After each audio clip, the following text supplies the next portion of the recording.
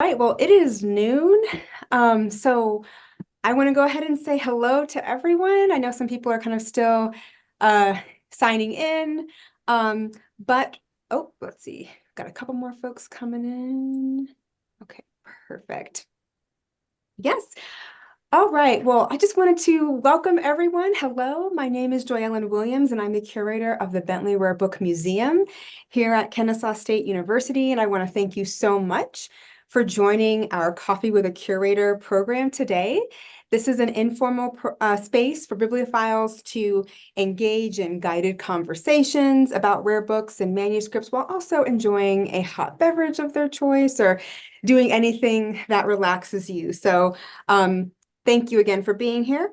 In honor of Women's History Month, today we are going to explore the literary and historical significance of a novel called, Addie and I have been going back and forth on what it's called, Evelina or Evelina.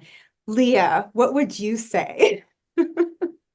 It's Evelina. The turn toward the Spanish like E sound happened a little bit later. So even what we would see as Maria was Mariah With for a very Mariah. I noticed that with like Mariah Edgeworth. I always wondered why it's spelled like Maria, Mhm. but it's pronounced Mariah. Okay, Evelina. So we're so excited about that. It was written by Frances Burney, also known as Fanny Burney, later known as Madame D'Arblay, in 1778. And we are in for a treat because I just mentioned Leah or Dr. Benedict. She's here with us today, assistant professor of English here at KSU. So excited about that. Um, but before we officially get started talking about the novel and talking about um, how it has influenced other writers, we're going to start with a little game. Our friend Andrew Bramlett, always, Andrew, yep, there you go, raise your hand. Andrew changes his background every time we meet to a different bookish place, usually something that has to do with the topic at hand. And it is our job to try and guess where in the world is Andrew. So Andrew, sometimes he gives us hints, sometimes not. Do you have a hint for today? I don't have a big one to start out with. I don't want to give away too much. Okay. So we're kind of on our own right now, which will be fun. So let's start throwing out ideas. Sometimes we like to start with countries or try to narrow down continents. So I'm gonna guess that you are somewhere in England. Yes, yes, that is a safe bet. Yes. Super. Yeah. From there. Mm, Move out of the way a little bit if you need a better view of it. okay. I'm thinking about like places in the novel. It's not actually mentioned in the novel, but they do go to this city. Oh, they go to it. Okay. Is it in London? Yes. Let's see. Um, so this was at one point someone's private library. It's actually a public library and it has Mm, been since the 20s. okay. And it shows a name with a very famous, very prominent, very old building in London. It is also the name of a region of the city. Um,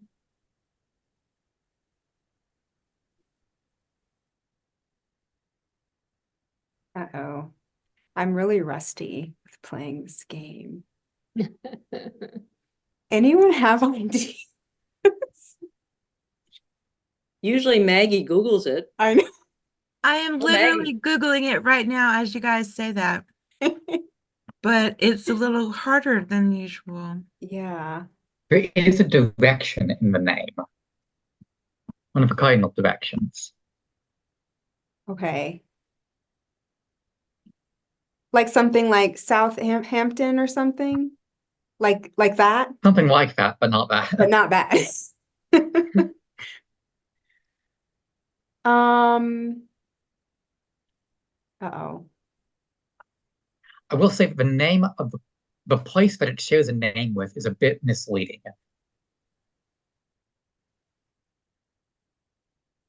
Famous building isn't quite what you would think it is based on the title.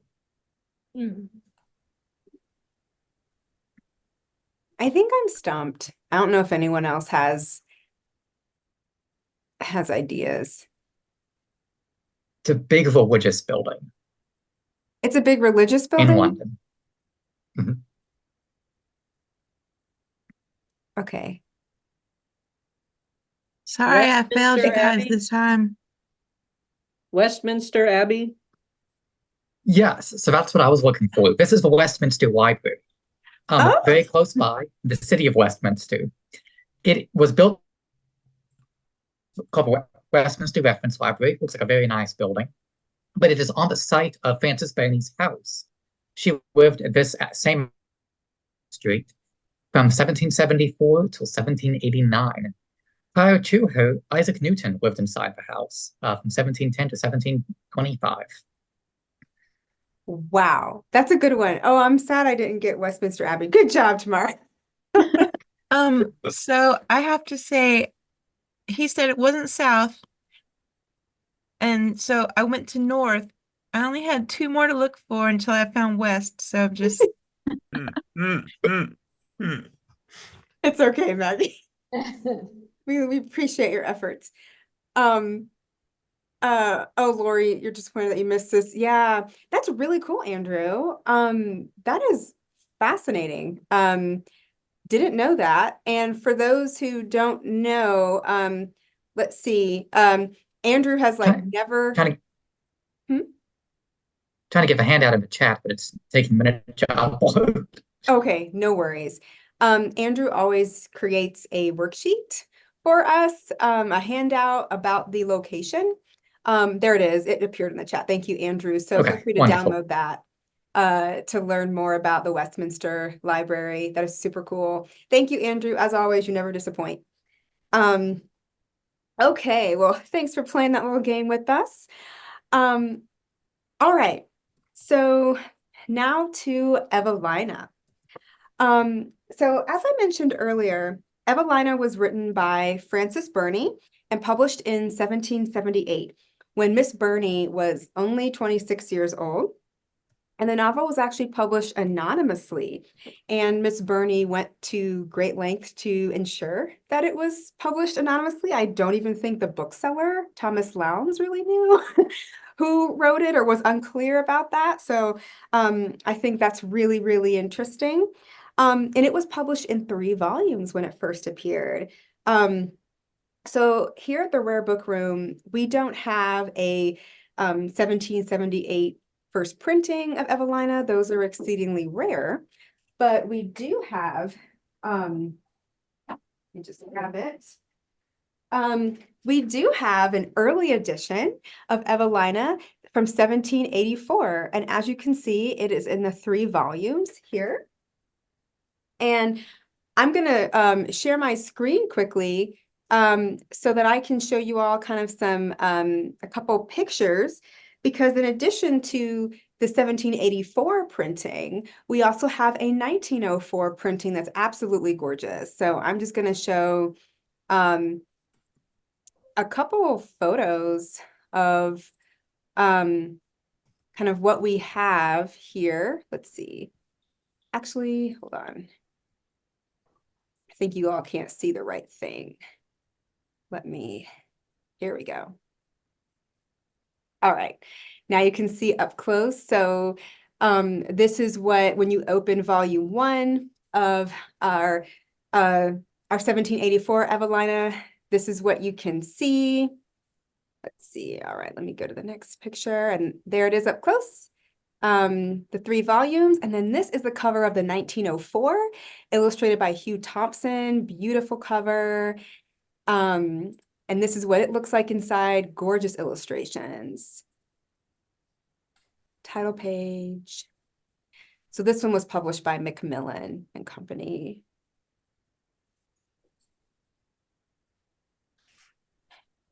So as you can see, beautifully illustrated. All right. That's just another picture of the other one. So anyway, wanted to just show those. Those are our two copies that we have, or our two different editions that we have. I really like the 1784 printing that we have because it kind of shows us the structure of Evelina as it was presented to 18th century audiences in that 3 volumes. And authoritative bibliographies of English literature confirm that the novel was published not just in that 3 volume, the 3 volume, but also they were published as in duodecimo format, meaning that there are 12 leaves per gathering. And I've had the pleasure of collating the leaves, the books that we have, the 1784 edition that we have, and there are 12 leaves per gathering. So it's the same format. That means the book was put together the same way. And now it's not the exact same text as the first printing. For example, if you buy a copy of Evelina today, like I bought one from a bookstore, and it says Evelina, or the history of a young lady's entrance into the world. I do not believe that subtitle was originally there. I think that was added in later. And so our 1784 edition does have that subtitle, so that's a difference. But in general, its structure is very similar to the first printing. So I wanted to just give you all some information about what we have here at the Rare Book Room. And for those of you who have not read the novel, I just want to say before I hand everything over to Dr. Benedict that I highly recommend it. I had a great time. I read it for the first time in preparation for this program. I did not read it in college, and I wish I had known about it earlier. It's just really great. So there may be like a couple spoilers during this program, but I think that the novel will still be very much worth reading, and I think you'll enjoy it. The novel is considered a landmark example of the novel of manners and the marriage plot. And I believe from what I've been able to research, it was the talk of the town when it was first published, especially with people not knowing who wrote it. For those who don't know, it's the story of a young girl named Evelina and her experiences navigating British etiquette and British society, while also kind of reckoning with the circumstances surrounding her birth. So it's a wonderful, wonderful story.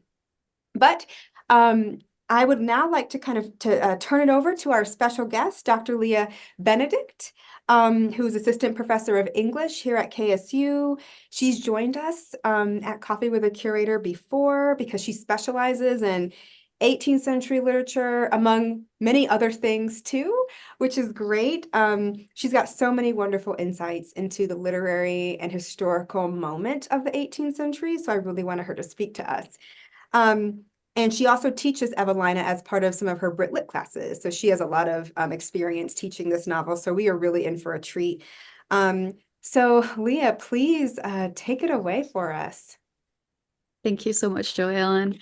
I'm so excited to be here. I, like Joellen, I love this book. I try and recommend it to as many people as possible, especially anybody who loves Jane Austen.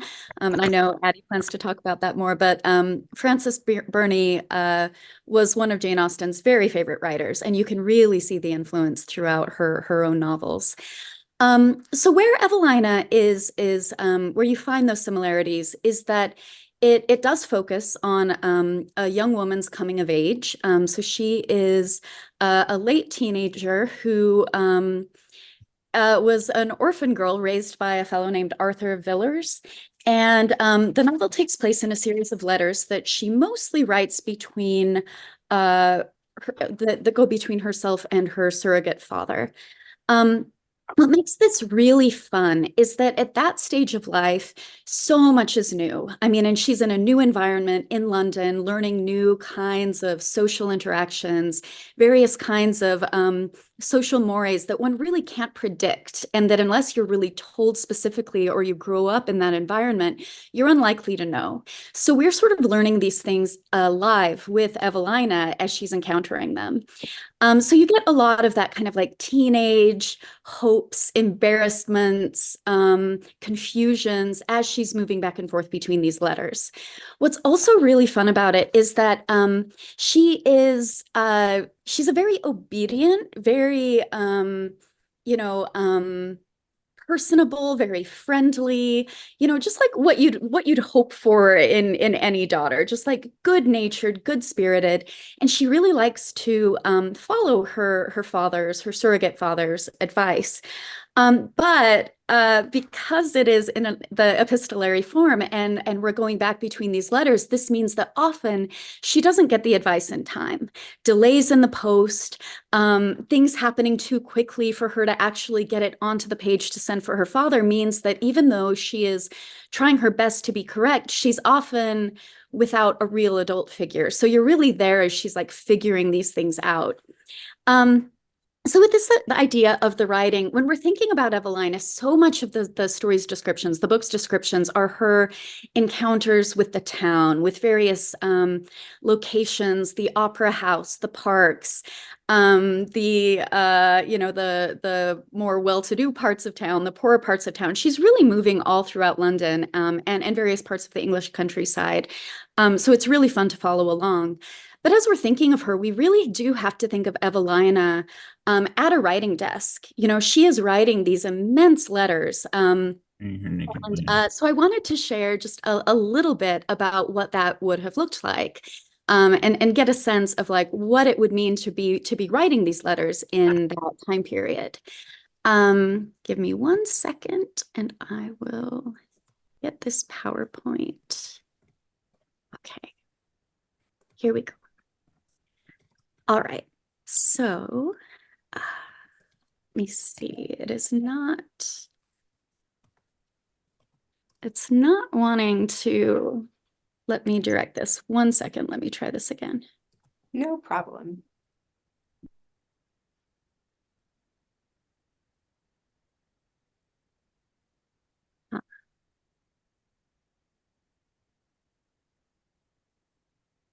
Strangely, when I share it, it's not letting me actually get back to the PowerPoint to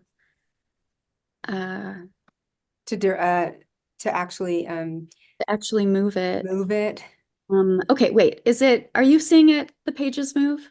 I think we're not seeing it in presenter view, but we can still see the pages move. Okay. How's this? Now it's in presenter view. Perfect. We did it. Thank you. Yay. All right. So Evelina is spending so many hours of her day writing these very detailed letters about her interactions with the people she's encountering, the places she's encountering, the situations that are new and embarrassing and exciting and kind of wonderful. So this is a example of what a writing desk would have looked like. And this is not of Evelina. I wasn't able to find, very detailed artistic representations of Evelina. So this is actually the Chevalier d'Eon, who, for those of you who are interested in this kind of thing, is actually a very famous trans person in history. Lived the first part of their life as a man, and then the last decades of their life as a woman, famous for fighting duels in dresses and winning them. So a really phenomenal character for anyone who's interested. So here we see the kind of standard writing desk of the time. So usually there'd be either some sort of secretary desk like we have now where something would kind of come down and allow them to write. Sometimes they had like portable travel desks that you can imagine writing in a carriage.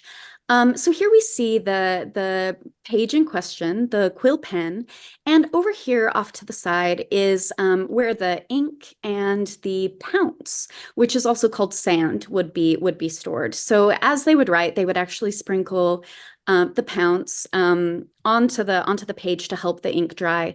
And I had to look this up. I was really curious about it. Pounce is actually, it's not sand, it's not silica at all. It's actually ground up cuttlefish, which I also had to look up. It's in the mollusk family. It kind of looks like a stingray was fused with a squid. Very interesting. But that's what was used to dry these letters. Here's a couple of additional examples. The one on the left is a really lovely ceramic version of this. So the part with the lid is where the ink would be stored. This other part, it's actually in a shaker form, so they could actually shake the powdered substance over the ink. And for anyone with a spare $900, the one on the right is being sold by Sotheby's right now. It's a brass form of the same setup.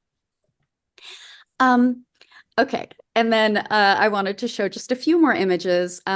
You see in the hand to the left, they're holding a knife, and this would be used to cut and sharpen the quill as they go through their letters. So writing letters was actually quite a laborious process, very physically intensive, and especially if you're, trying to stay tidy while you do it, it takes a lot of adept movement. And so Evelina would be like constantly, working with these inks and the powders and the pens as she's moving about her travels throughout England. So the epistolary format was really popular. It started, the first recorded examples we have of it were from the 15th century. Most of them are French, up until the 17th century. And really, really popular format. I wanted to show really quickly just an example of how these were folded. Envelopes weren't common during this time period, so they would be written and folded up and kind of turn into their own envelope sealed with sealing wax. This is a quick video I thought would be fun to look at together.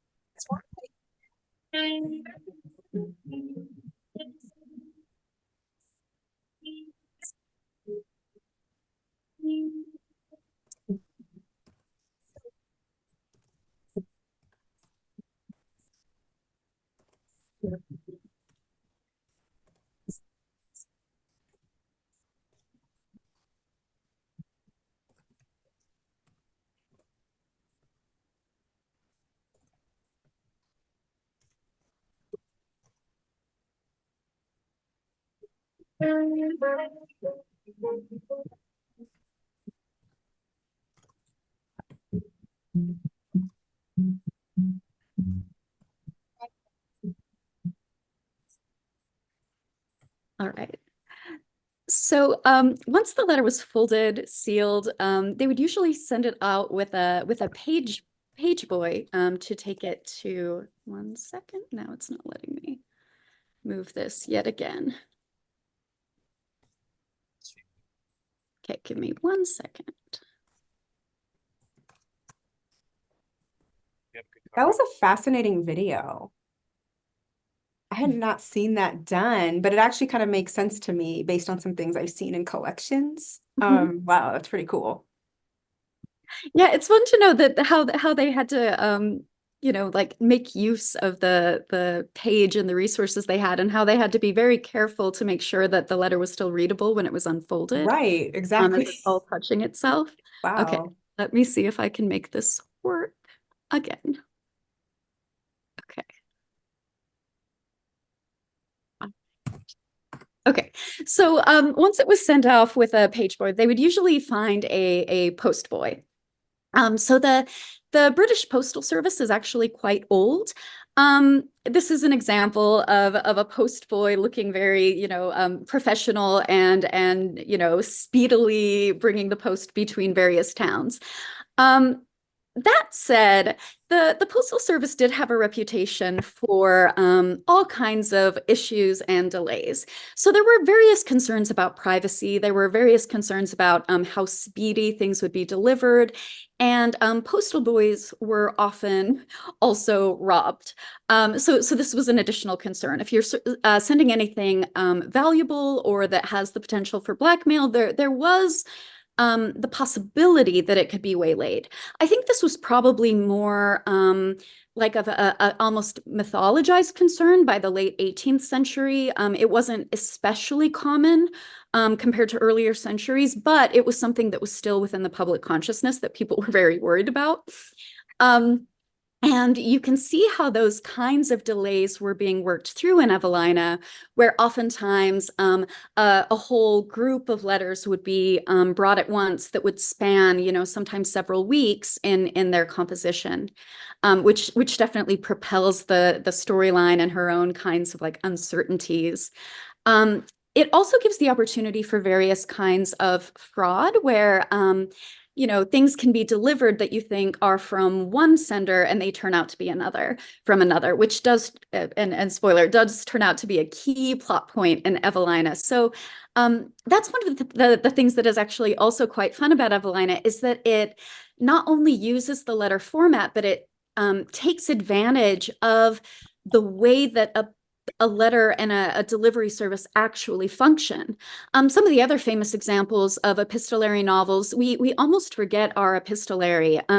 Memoirs of a Woman of Pleasure is a long novel about the life of an 18th century prostitute. It's actually really wonderful for anyone looking for a good sexy novel to read. But it's written in two very long letters. So it's 2 volumes. Each one is, a letter that is roughly 100 pages. Frankenstein is another example where technically it's in a framed narrative where we're getting the novel from, written from a captain of a ship's account of his encounter with Victor Frankenstein that is something like a 300-page letter to a sister. So those are some of the more well-known epistolary novels. But this one, like I said, the letters are much shorter and they become really part of the momentum of the plot. So I thought this would be fun to share. This is an example of a fictional robbery of a postboy. This was a really popular work published in 1706. The postboy robbed of his mail, or the packet broke open, consisting of letters of love and gallantry and all miscellaneous subjects. It's sort of ridiculous. So it involves this group of young men who decide to waylay, beat up and steal the postal bag from a post boy. And then they take it to a pub and they proceed to open all of the letters and read them to each other. And they are, the first volume of this, they're very scandalous. So a lot of the letters are like between a gentleman and his mistress, or, people planning elopements. The second volume, they tried to make more didactic and all about like learning good morals as to try and like overcome the reputation of the first. But it was never as popular as this first volume. So letters they've had a long history of generating interest. So much is disclosed in a letter. You always have the sender with a particular context, filling in the day-to-day aspects of their life. And it does become this like really phenomenal way of building a story. And Evelina really just works wonders with this format. So just out of curiosity, how many of you did read the novel? Honeysuckle Biscuits and Bakery. They're friends of KSU. They were very familiar with us. And I'm getting, let's see. Okay. Sorry, it's a good showing of us. I think several of us read it, which is great. Yeah, excellent. So just out of curiosity, when you were first reading the letters, starting out, Evelina is being introduced from her father to a friend of the family. Did it end up taking some time to like fall into the pacing of the letters, of the kind of like fragments of her life as you're learning them? I know for me it did. And I think especially since I think that first letter is kind of from someone where I was like, okay, because it begins, I believe, with Lady Howard begins with the first letter. And I was like, wait, who's she? And Yeah. then she's like, oh, I don't want to have to tell you bad news. And you're trying to piece together all this stuff that happened in the past and kind of come back. And then for me, later on, there were things that Evelina wrote about to Mr. Villers. And, by the time she's writing her next letter, he still hasn't answered. And I'm like, I really need him to answer this because, you know, or then he gets, or then when he sent a letter back and I'm like, uh-oh, what's she going to say about that? But we don't know for a little while. And I kept looking. I began as I got toward the middle and end of the novel, I started to realize, let me check the dates on these letters because that was helping me realize, okay, he's not going to talk about this thing that she just said yet. He wouldn't have gotten it yet. Yeah, the staggered form ends up giving you, giving her so much more accidental autonomy for somebody who really does just want to be like a good obedient rule follower. And it is like, I don't know, it's extremely fun to sort of have to follow along with her thought process as she's like really weighing through her options. And especially, in terms of these the love interest that she's developing through the novel, Lord Orville, and the way that the kind of like primary antagonist of the novel, Clement Willoughby, who is like really, I think obsessed would be Yeah. the kindest word to use about his attitudes toward Evelina. He's a really kind of scandalous character who's doing his best to isolate her, a lot of the things that we would associate with something like predatory behavior or grooming. And she is so kind and good-hearted that she ends up tolerating a lot of behavior that actually puts her into these really difficult circumstances throughout the novel. And so, yeah, to see her sort of weighing through like how she might present some sort of boundary while still existing within the parameters of polite society is really, really fascinating. And it also gives you so much insight into like what the complicated rules of high society really were. That's a question that I had, and this is for Leah, for anyone who knows anything about 18th century British society.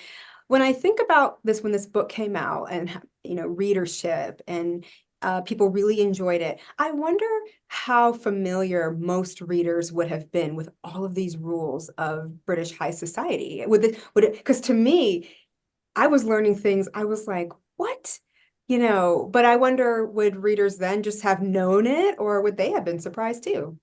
I think that there's a lot of didactic potential here. So one of the ways that I like to think about what Frances Burney was doing, I mean, as you pointed out, she was still quite young when she wrote this. Mhm. And so, of course, it's fanciful on my part, but I like to imagine that a lot of this was written from the perspective of someone who had experienced some of these embarrassments firsthand. Mhm. And was doing their best to kind of fill in these rules for other young people while also making for a really fun and lively plot. So for those of you who are still getting into it, one of the first major embarrassments that Evelina encounters is she's invited to a ball, a nice like party environment, and someone asks her to dance, and she refuses him. What she doesn't know is that this was just simply not done. If you were going to refuse someone to dance with you, then you had to consistently refuse every single other partner. or you've just wildly insulted that first person. So she refuses him, turns around and dances with someone else, and it becomes this kind of catalyzing event that really thrusts her into the deep end. She has to then sort of navigate the aftermath of this one fellow who holds a really marvelous grudge throughout the rest of the book. And the various people who are stepping in to help guide her, sometimes offering good advice and sometimes offering very bad advice. But yeah, that first major embarrassment, I mean, you feel it with her. You sort of just like, I don't know about all of you, but it definitely made me remember my own like gaffes and confusions of that time of life, because it's such a wild, weird time, and we're all learning things at our own unique pace, right? Like not everyone's learning these rules at the same time in the same sequence. And so it just becomes this like weird stew where some things you're sure of and some things you aren't, and nobody quite knows what anybody else knows. But yeah, I'm glad you said that, Joelle, it's such an interesting component. It also seemed that, you know, the novel made a point to note that Evelina is physically very attractive, and which seemed to put her in a lot of danger a lot of times. But the other thing was there was this like people, especially the men that she would meet, always decided that because she looked a certain way, that she would have certain characteristics or that she should be familiar with certain manners. And I thought that that was really interesting too, because again, she was very new. So, I mean, I think later on, sometimes she's called a country girl and whatnot, but it seemed that they're like, oh, how could someone who looks like this not be this way or be this way? So I think that, of course, added to the pressure. And I think sometimes she learns that, okay, she learns one rule, so she tries to skirt around it the next time, ends up breaking a different rule. And like you said, I felt that with her. Sometimes you feel like you can't win. Oh, exactly. There's a little bit of that, like Simple Simon, for any of you familiar with that folk tale where a person is given advice and they always apply it in the next situation and it turns out to be completely wrong. So by the very end of the story, they're in just the most like absurd possible arrangement, doing everything completely wrong because they're always applying the advice in the wrong way at the wrong time. So there is a little bit of that as she's sort of like trying to like gather and make sense of all of these different rules in ways that are just like wildly inscrutable. Like very little could you like intuit. The other part of this that I think is really fascinating is that in a lot of ways, this is a really modern story. We still encounter this problem of, young women who are kind and interested in conversation and good at trying to make other people feel good about themselves, being very much misread, being misread as flirtatious, being misread as promiscuous, being misread as someone who is easy to manipulate. And so the way that the story sort of works through her learning how to be kind while to also put up some sort of like clear and firm barrier with these people who are really trying to take advantage of her is just really marvelous to see. And in that way, I do think that it also increases that didactic potential. It's really teaching a lot of young women and young people in general how to see that kind of manipulative behavior, the tactics and techniques that kind of individual will use. There are a few descriptions in particular that are really interesting where Clement Willoughby, he pivots in interesting ways in the way that we now would talk about as like changing goalposts, narcissistic behavior that projects their wrongdoings onto other people, that lies and fabricates various things, that always has a new response if you bring up a very credible critique. And you see Willoughby doing this several times in ways that are just like really astounding for how dead on they are. And And so I do think that this novel not only is really entertaining, but is just a really marvelous educational resource, both then and now, for the kinds of behaviors that are actually quite toxic, teaching people how to recognize them and actually navigate through them. So I don't want to step on all of the time. Did anyone else have any observations or questions that they had about the work?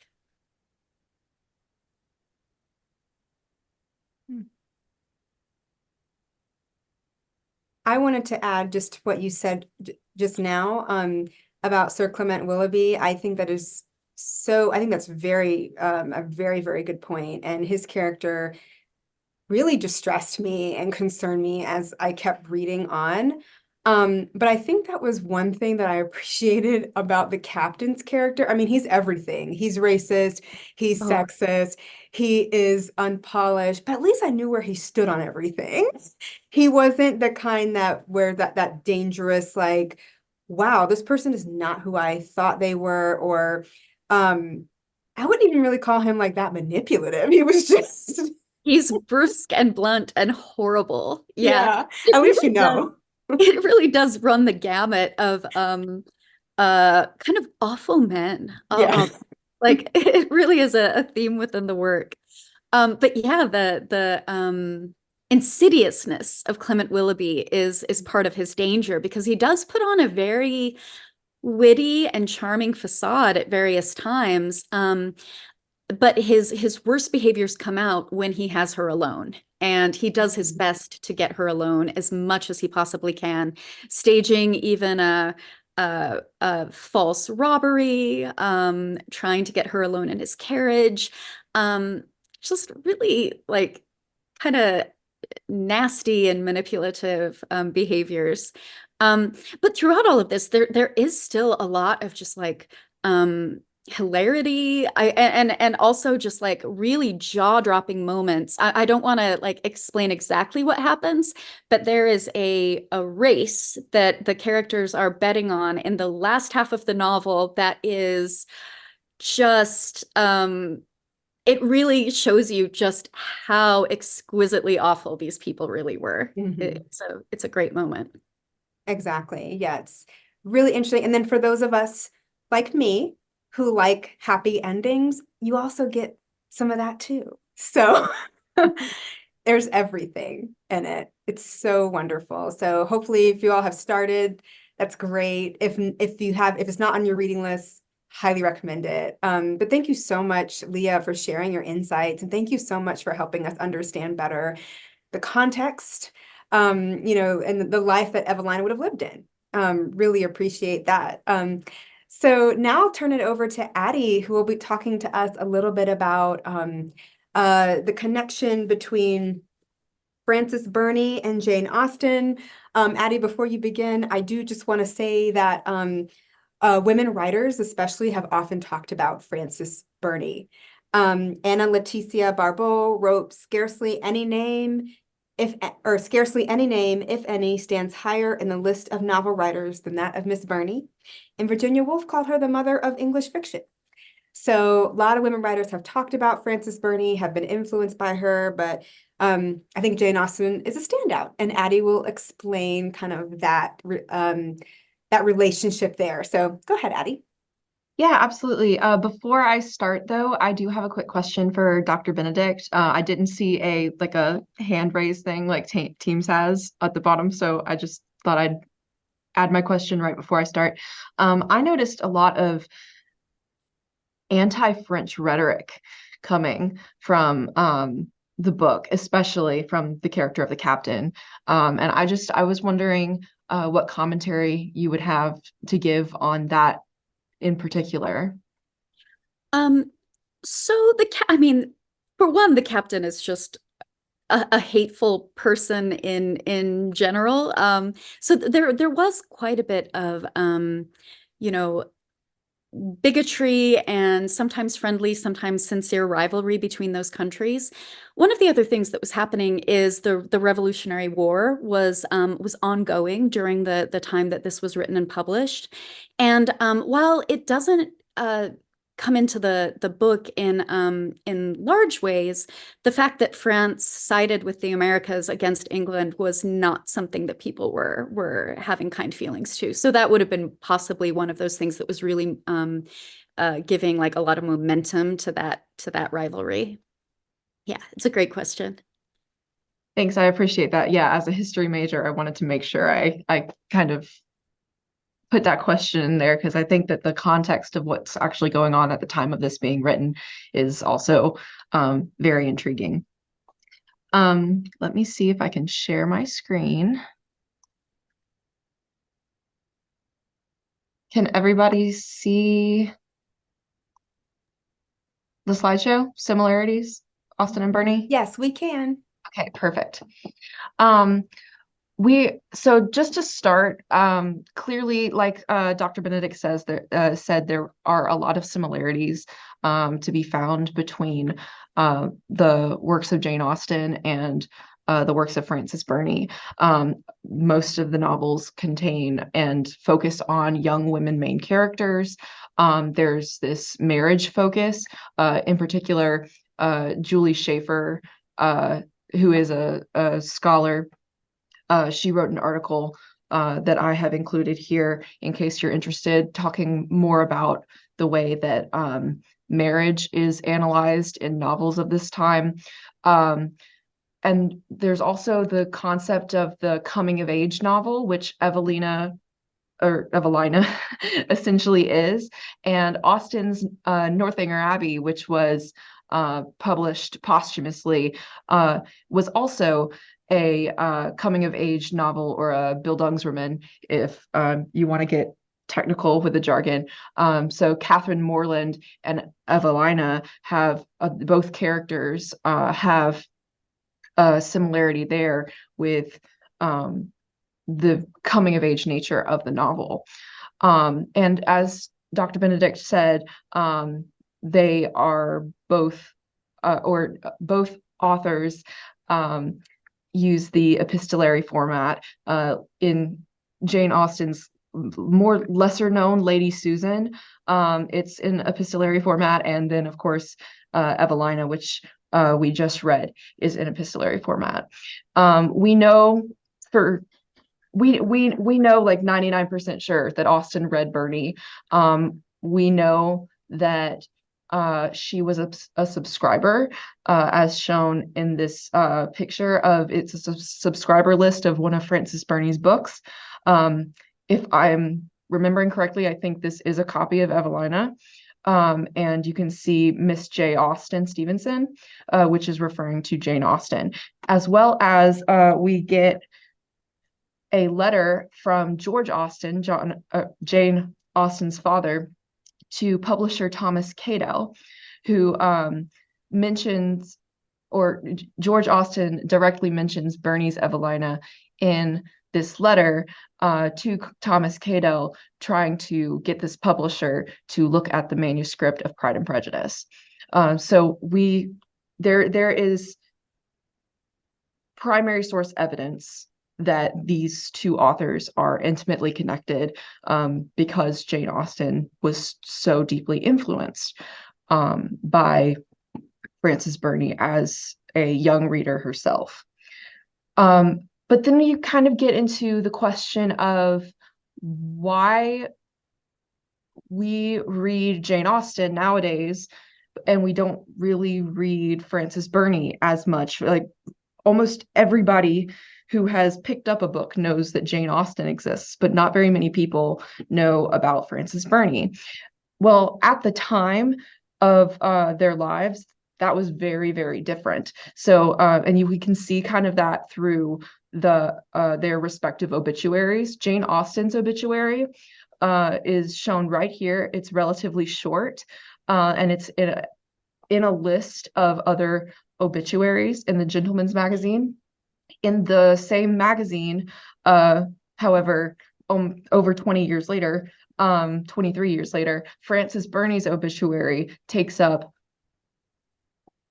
almost 4 whole pages, just her alone. So it can be asserted that Frances Burney in her time was a lot more popular of a writer than Jane Austen was during her time. However, that's obviously changed since then because modern readers know Jane Austen but don't know Frances Burney. So we're going to kind of like try to see why that would be.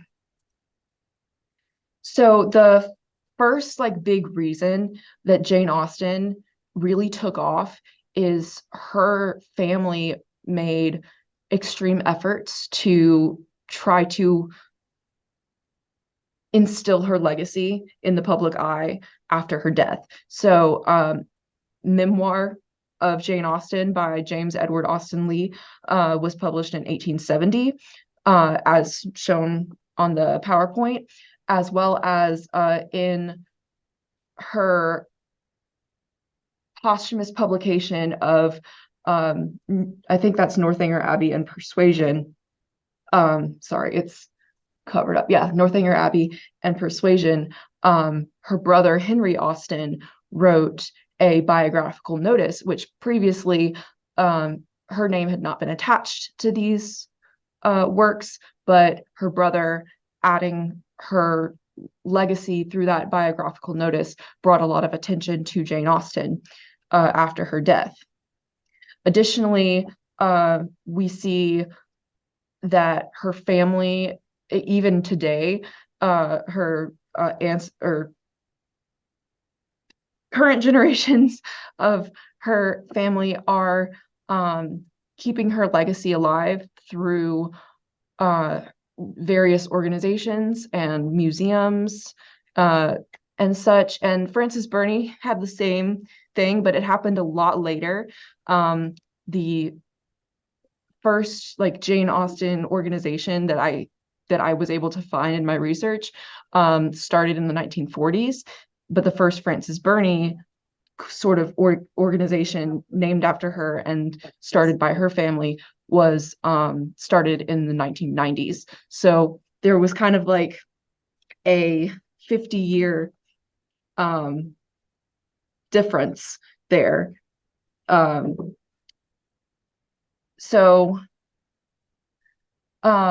we also see at the time of, or after her death, we see that Frances Burney her legacy kind of took a slide. G.H. Lewis said of Miss Burney, who is no longer read, nor much worth reading, we have biography and to spare. So she was written about a lot. There were a lot of biographies written about her, but her novels themselves were not necessarily read, and we'll get into why that is. So the first reason is she wrote a lot of diaries, and her diaries are really what was published after her death, not really her novels.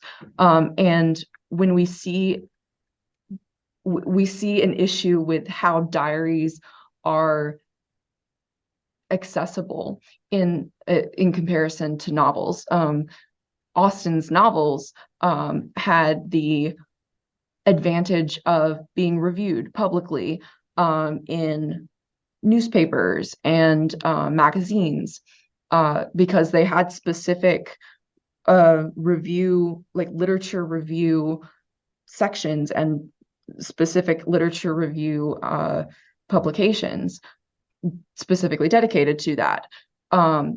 Also, publishers' book lists would include other novels that readers might be interested in, and Jane Austen's novels might show up there.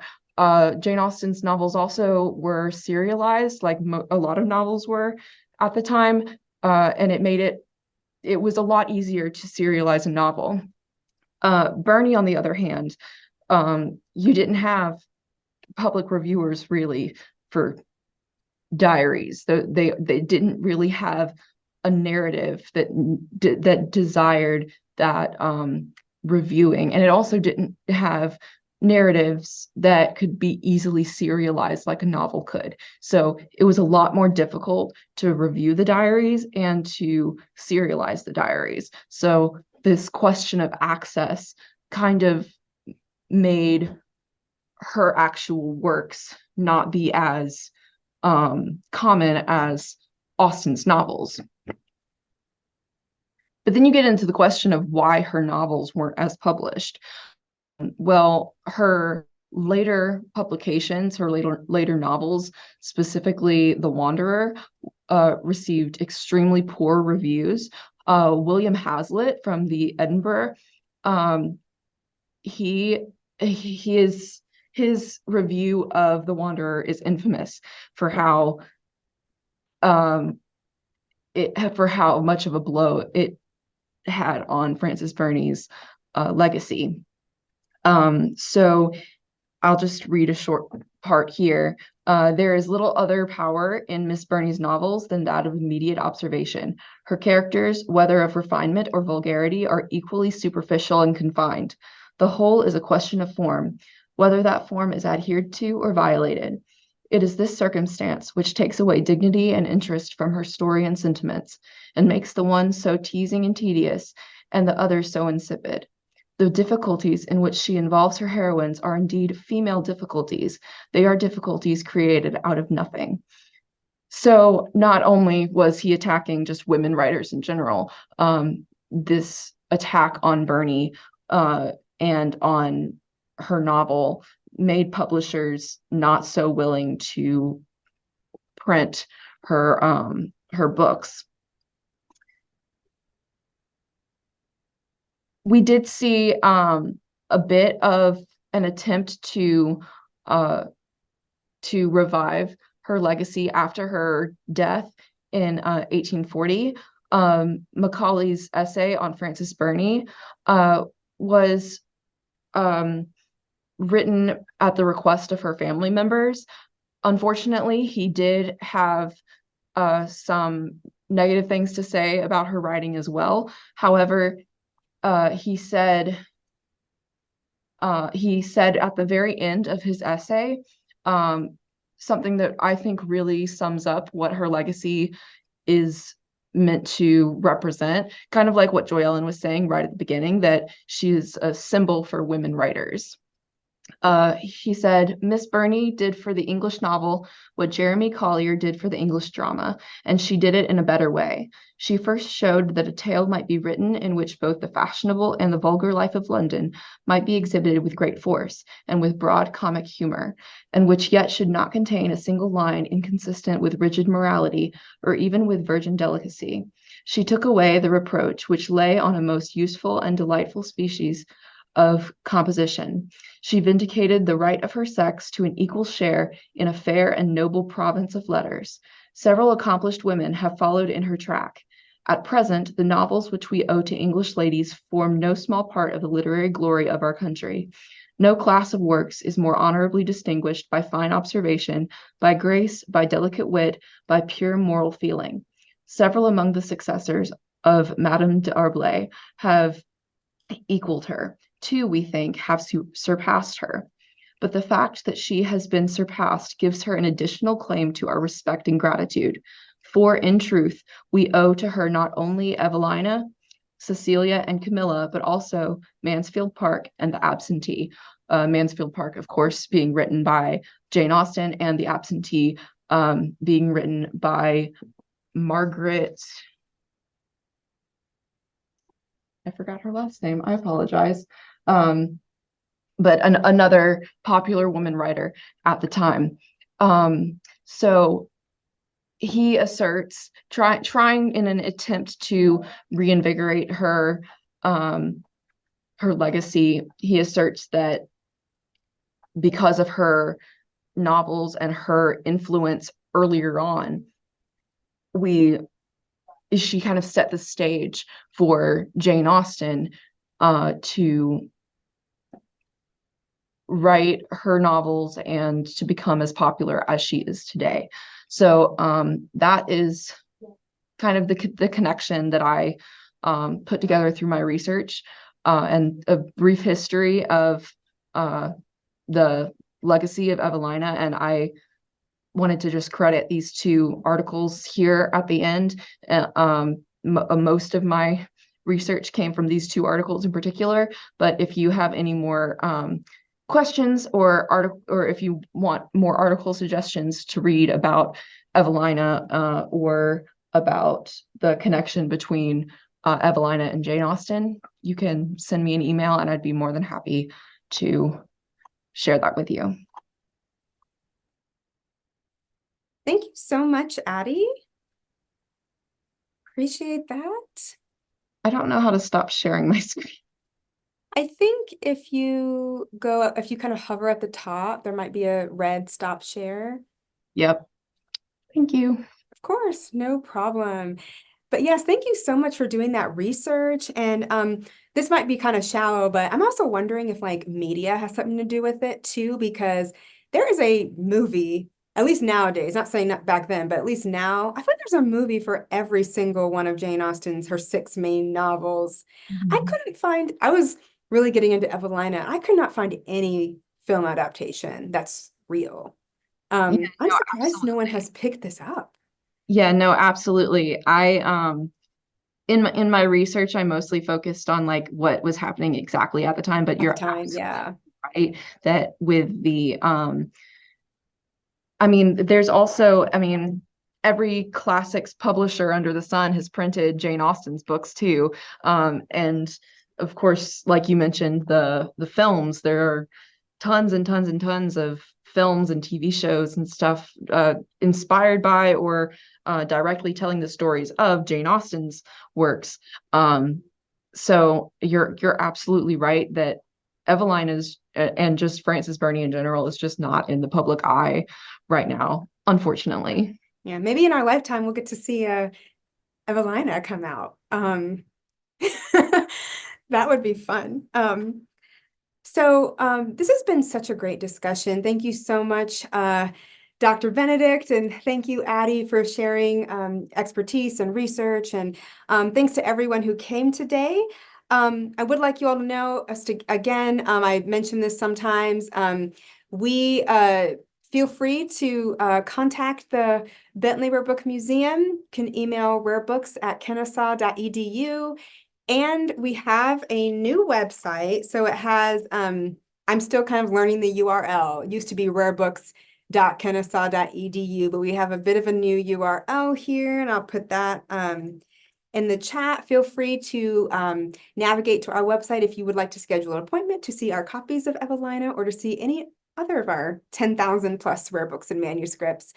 Last thing I wanted to mention is that our department is hosting a symposium called The Power of Storytelling, Museums, Archives, and Special Collections in a Multicultural World, April 20th, 10 a.m. to 4 p.m. Registration is $30, which includes lunch.